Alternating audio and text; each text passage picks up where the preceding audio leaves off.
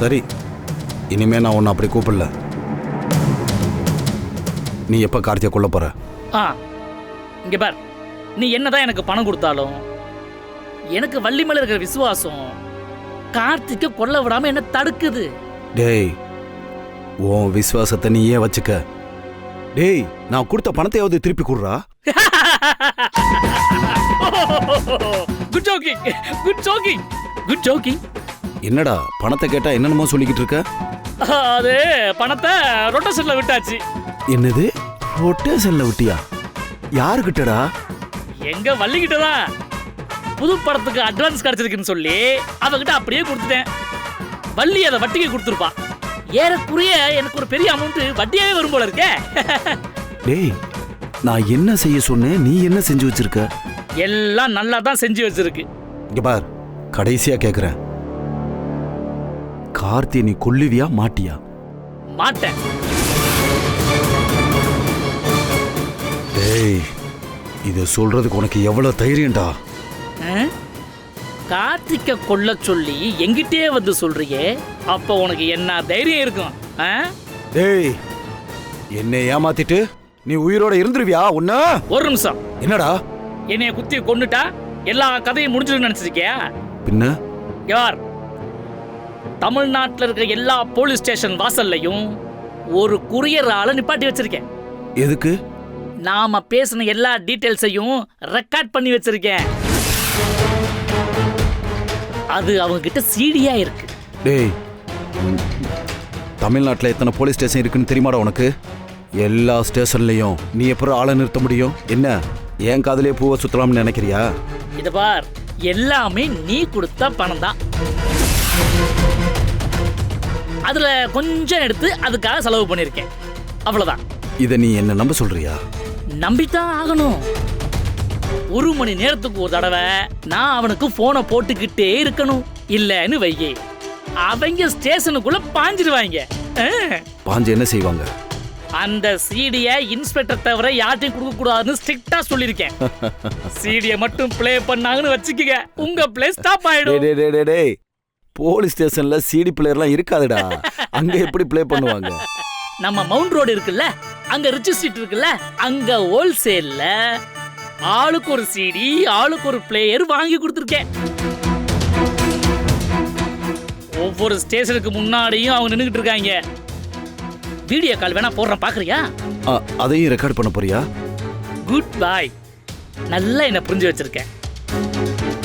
புரிஞ்சதோட ஒரு குட் பாய் சொல்லிக்கிட்டு போய்கிட்டே இருக்கு. அதுதான் உனக்கு நல்லது. இனிமே கார்த்திக்க கொலை பண்ண சொல்லி நீ என்கிட்ட வந்து நிக்கவே கூடாது.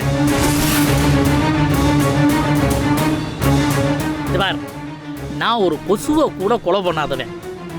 எனக்கு மறுபடியும் நீ வந்து டார்ச்சர் கொடுத்தன்னு வச்சுக்கவன், எனக்கு வர்ற ஆத்திரத்துக்கு உன்னை காரைச்சு கொண்டாட கொண்டுருவேன். கொண்டு போறேன். ஒரு நிமிஷம் கூட கையை கிழிச்சிக்க போறேன். சேஃப்டியா இருக்கட்டும். இப்படி ஒரு நிமிஷம். அப்படி அப்படி அப்படி கேட்டு அப்படி அப்படி அப்படியே. பாய்.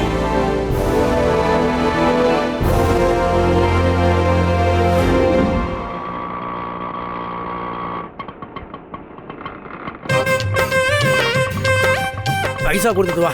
சரிங்க சார். வாங்க மிஸ்டர் க்ளோஸ் திக் ஃப்ரெண்ட். வணக்கம். சாப்பிட்டீங்களா? என்னங்க சாப்பாடு போடுறாங்கல்ல? ஹலோ, நான் இந்த வீட்டு ஆளு தான். எல்லாம் போடுவாங்க. அப்படியா? அப்ப கால் ஆடிக்கிட்டே சாப்பிடலாம். கையால வாயில போட்டு சாப்பிடுவோம். இவன் காலாட்ட சொல்றான்.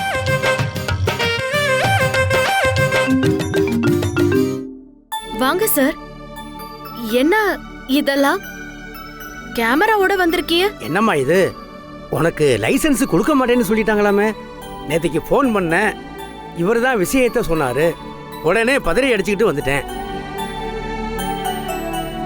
உனக்கு தெரியுமா, இன்னைக்கு சட்டத்தால் சாதிக்க முடியாதது கூட சில விஷயங்களை நம்ம சோசியல் மீடியா மூலமா சாதிக்க முடியும். என்ன சொல்றீங்க? என்னம்மா புரியாதது மாதிரியே பேசுற? மனசு நொந்து போய் வந்த இந்த கிழவனுக்கு சோசியல் மீடியான்னு ஒன்று ஆரம்பிச்சு இன்னைக்கு அமெரிக்கா வரைக்கும் என் புகழ் பரவுற மாதிரி பண்ணிருக்கியே, இது கூடவா உனக்கு தெரியாது? என்ன பாக்குற? இது சென்டிமெண்ட் உலகமா, எமோஷனலா? அதுவும் ஒரு பொண்ணு பேசுனா நிச்சயமா இந்த உலகம் கேட்கும். சரிதான் சார், மறந்துட்டேன். ஆமா, உன் புருஷன் கார்த்திக் எங்க? அவர் லைசன்ஸ் விஷயமா வெளியே போயிருக்காரு. ஓஹோ, இந்த ஸ்கிரிப்ட் ரெடி, நீ படிச்சு பாரு.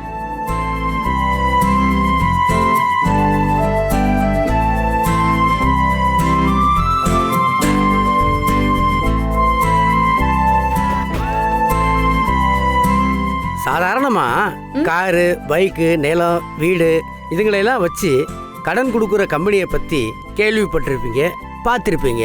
ஆனா இது எதுவுமே இல்லாம கடன் கொடுக்குற கம்பெனியை பார்த்துருக்கீங்களா, கேள்விப்பட்டிருக்கீங்களா? நான் சொல்றது என்னன்னா, அவங்க வீட்டில் இருக்கிற தங்க நாணயத்தை கொண்டு வந்து வச்சா அதுக்கு லோன் கொடுப்பாங்கல்ல. தங்க நாணயத்துக்கு அவங்க எங்க சார் போவாங்க? நாம தான் கொடுக்கணும். புரியலையே சார். வள்ளி, ஒவ்வொருத்தருக்கும் டோக்கன் கொடுக்குற மாதிரி நாம ஒரு தங்க நாணயத்தை கொடுக்குறோம். பிறகு அதை வச்சு கடன் கொடுக்குற மாதிரி சேவை செய்யறோம். எப்படி இருக்கு நம்ம திட்டம்? இது நல்லா இருக்கே.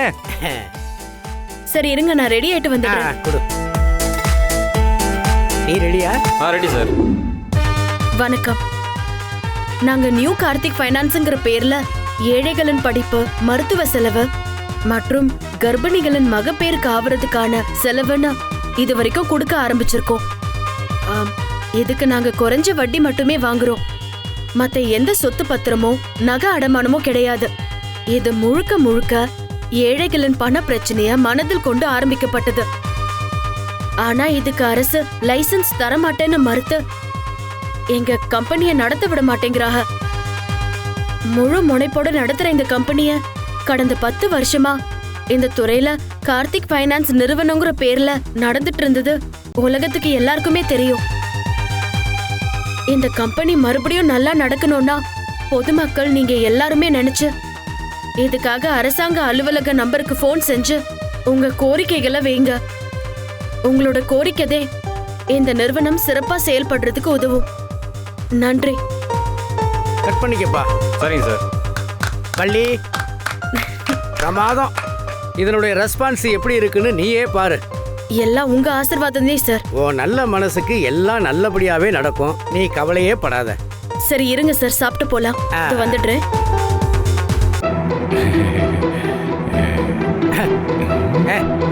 வா வா வா.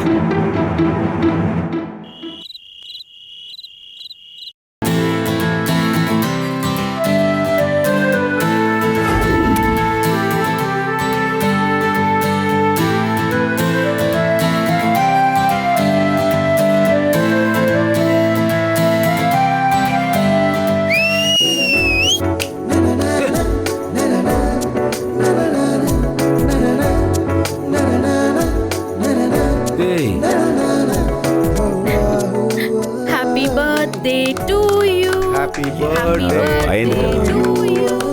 Happy birthday to you. Happy birthday to you. சீரியஸாவா?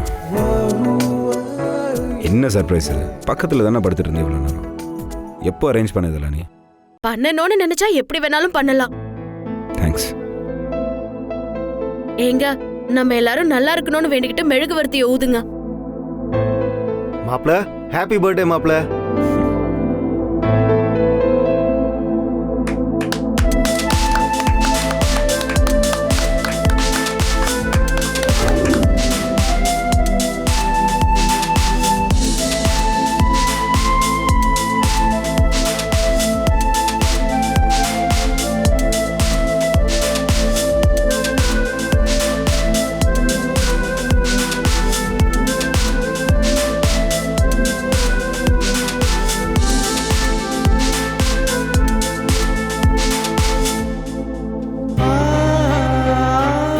என்னங்க, பிறந்த நாள் அதுவுமா? ஏன் ஒரு மாதிரியா இருக்கிய? இதுக்கு முன்னாடி என்னோட ஒவ்வொரு பர்த்டேவும் வேற லெவலில் இருக்கும். ஒரு ஃபெஸ்டிவலோட பெரிய செலிப்ரேஷனாக இருக்கும்.